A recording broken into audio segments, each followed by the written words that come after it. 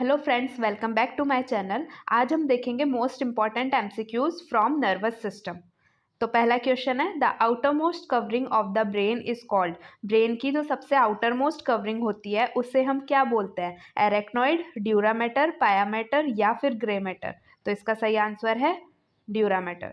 जैसा कि आप देख रहे हैं, ये ब्रेन की मेनिंजेस है। सबसे आउटर मोस्ट होती है ड्यूरा मैटर, उसके अंदर वाली एरेक्नॉइड और सबसे इनर मोस्ट होती है पाया मैटर।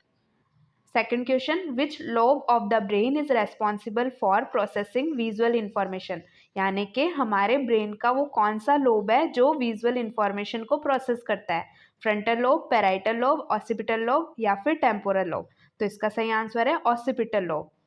हम बाकी लोब्स के भी फंक्शन देख लेते हैं। Frontal lobe problem solving, emotional traits, reasoning, speaking, voluntary motor activity. Temporal lobe understanding language, behaviour, memory और hearing.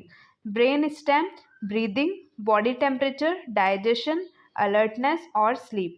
Parietal lobe knowing right from left, sensation, reading, body orientation. Occipital lobe vision और colour perception. Cerebellum balance, coordination and control of voluntary movement and fine muscle control. तो इस brain के किसी भी lobe में से आपसे कोई सा भी क्वेश्चन पूछा जा सकता है, जैसे कि हमारी बॉडी के अंदर बॉडी टेम्परेचर कौन सा लोब कंट्रोल करता है, तो वो हो जाएगा brain stem. Next question, the flight or fight response is associated with the activation of the sympathetic nervous system, parasympathetic nervous system, somatic nervous system या फिर central nervous system। तो इसका सही आंसर है option A, sympathetic nervous system। हम देख लेते हैं नर्वस सिस्टम के दो पार्ट्स होता है, सेंट्रल नर्वस सिस्टम और peripheral nervous system. Central nervous system को बॉडी का मास्टर कंट्रोल यूनिट भी बोला जाता है और पेरिफेरल नर्वस सिस्टम हमारी बॉडी को आउटसाइड वर्ल्ड से लिंक करता है। सेंट्रल नर्वस सिस्टम के तीन पार्ट्स होते हैं, स्पाइनल कोड, ब्रेन स्टेम और brain. Spinal cord A column of nerves between the brain and peripheral nervous system. यानी स्पाइनल कोड ब्रेन को और पेरिफेरल नर्वस सिस्टम को जोड़ने का काम करती है। Brain stem connects the brain to the spinal cord, यानी कि ब्रेन स्टेम स्पाइनल कोड और ब्रेन को जोड़ने का काम करता है। Brain divided into three major parts, the hind brain जो कि लोअर पार्ट होता है, the mid brain and the fore brain. Peripheral nervous system की बात करते हैं, इसको भी दो पार्ट्स में बांटा गया है, ऑटोनॉमिक नर्वस सिस्टम और सोमेटिक नर्वस सिस्टम। जो ऑटोनॉमिक नर्वस सिस्टम है, it regulates involuntary bodily process, यानी वो प्रोसेसेस जो हमारे हाथ में नहीं है उन्हें कौन रेगुलेट करता है? Autonomic nervous system. जैसे कि हार्ट रेट कंट्रोल करना, रेस्पिरेशन, डाइजेशन, प्यूपिल कॉन्ट्रैक्शन, ये सभी ऑटोनॉमिक नर्वस सिस्टम के हाथ में। It operates automatically without conscious direction. जबकि somatic nervous system carries sensory information from sensory organ to the central nervous system, यानी हमारे जो भी सेंसरी ऑर्गन्स है, जैसे कि आईज है, ईयर है, टंग है, स्किन है, इन सब से इंफॉर्मेशन लेके ब्रेन तक जाएगा somatic nervous system and relays motor movement commands to muscle, और हमारे वापस उन सेंसरी ऑर्गन्स तक जो कमांड्स है उसको पहुंचाएगा। It control voluntary movements. For example, हमारे हाथ में एक पिन चुभ गया तो हम क्या करेंगे, वहाँ से हमारा हाथ पीछे कर लेंगे या उस पिन से दूर कर लेंगे। तो ये जो चीज़ है, ये कौन करवा रहा है? सोमेटिक नर्वस सिस्टम करवा रहा है। जबकि जो हमारी हार्ट रेट है या फिर हमारी जो ब्रीदिंग है, ये सब कौन कंट्रोल कर रहा है? Autonomic nervous system. तो ऑटोनॉमिक नर्वस सिस्टम को भी दो पार्ट में बांटा गया है, सिंपैथेटिक नर्वस सिस्टम और पैरासिम्पैथेटिक नर्वस सिस्टम। और वही सिंपैथेटिक नर्वस सिस्टम किसके लिए है? फाइट और फ्लाइट रेस्पॉन्स के लिए रेस्पॉन्सिबल है। जबकि parasympathetic nervous system calms the body and helps the body to conserve energy.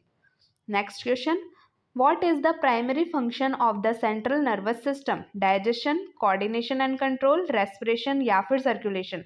तो ये बहुत बेसिक सा क्वेश्चन है कि सेंट्रल नर्वस सिस्टम हमारा क्या फंक्शन करता है, तो ऑफकोर्स कोऑर्डिनेशन एंड कंट्रोल करता है, तो ऑप्शन बी इसका सही आंसर है। Next question, which neurotransmitter is often associated with mood regulation? Mood regulate करने के लिए कौन सा न्यूरोट्रांसमीटर है जो रेस्पॉन्सिबल होता है? गाबा, सीरोटोनिन, ग्लूटामेट या फिर नॉरएपिनेफ्रिन। तो इसका सही आंसर है ऑप्शन बी, सीरोटोनिन। हम बाकी न्यूरोट्रांसमीटर के भी फंक्शंस देख लेते हैं।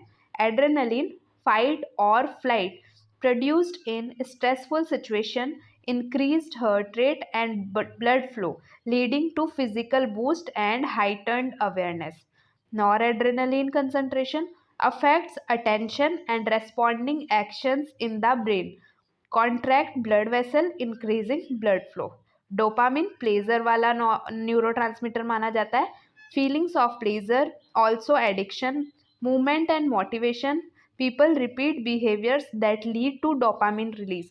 मतलब ऐसे बिहेवियर्स जिसकी वजह से हमें प्लेजर मिलता है, उन एक्शंस के थ्रू डोपामिन रिलीज होता है। फॉर एग्जाम्पल, अगर हमें कुछ मूवीज़ देखना पसंद है तो हम अगर वो मूवीज़ डेली देखेंगे तो हमारे बॉडी के अंदर डोपामिन रिलीज होगा। तो वो जो बिहेवियर है वो हमारा रिपीटेड बन जाएगा फ्यूचर में, कि हमें मूवीज़ देखने की आदत सी लग जाएगी। क्यों? क्योंकि हमारी बॉडी के अंदर उससे डोपामिन रिलीज हो रहा है, तो हम एडिक्ट हो जाएंगे उसके लिए। सेकेंड है सीरोटोनिन, जो कि मूड रेगुलेशन के लिए काम करता है। It contributes to well being and happiness, helps sleep cycle and digestive system regulation, affected by exercise and light exposure. मतलब अगर एक्सरसाइज करते हैं तो सीरोटोनिन रिलीज होता है। गाबा एक कामिंग न्यूरोट्रांसमीटर माना जाता है। Calms firing nerves in the central nervous system, high levels improve focus, low levels cause anxiety, also contribute to motor control and vision. Acetylcholine, इसको लर्निंग न्यूरोट्रांसमीटर बोला जाता है। Involve in thought, learning and memory, activate muscle action in the body, also associated with attention and awakening. Glutamate, जो कि memory के लिए माना जाता है। Most common neurotransmitter involve in learning and memory, regulates development and creation of nerve contact. Endorphins, जो कि euphoria neurotransmitter का कहलाया जाता है। Release during exercise, excitement and sex, producing wellbeing and euphoria, reducing pain. Next question है, the limbic system is associated with motor control, emotional responses, vision या फिर auditory process. तो जो हमारा लिम्बिक सिस्टम होता है वो किसके लिए रेस्पॉन्सिबल होता है? इमोशनल रेस्पॉन्सेज के लिए। The area responsible for language comprehension is usually located in the frontal lobe, parietal lobe, temporal lobe या फिर occipital lobe। तो अभी हमने सारे lobes के function देखे, तो जो language वाला पार्ट है वो कौन सा लोब कंट्रोल करता है? वो ऑप्शन सी आ जाएगा, temporal lobe. Which organ is not a part of the CNS? Brain, spinal cord, heart, peripheral nerve. बहुत ही बेसिक सा क्वेश्चन, कौन सा ऑर्गन CNS का पार्ट नहीं है? तो अभी हमने देखा ब्रेन भी सेंट्रल नर्वस सिस्टम का पार्ट है, स्पाइनल कोड भी है और पेरिफेरल नर्व्स भी है। तो ऑप्शन सी इसका सही है, हार्ट सेंट्रल नर्वस सिस्टम का पार्ट नहीं है। Which neurotransmitter is associated with pleasure and reward? ये भी हम देख चुके हैं सारे न्यूरोट्रांसमीटर के एक्शन। तो प्लेजर और रिवॉर्ड के लिए कौन सा न्यूरोट्रांसमीटर माना जाता है? वो है dopamine. The myelin sheath is primary composed of neurons, glial cells, axons या फिर डेंड्राइट। तो इसका सही आंसर है ऑप्शन बी, ग्लायल सेल्स। ऐसे ही इम्पोर्टेंट क्वेश्चन को देखने के लिए चैनल को सब्सक्राइब और वीडियो को लाइक करें।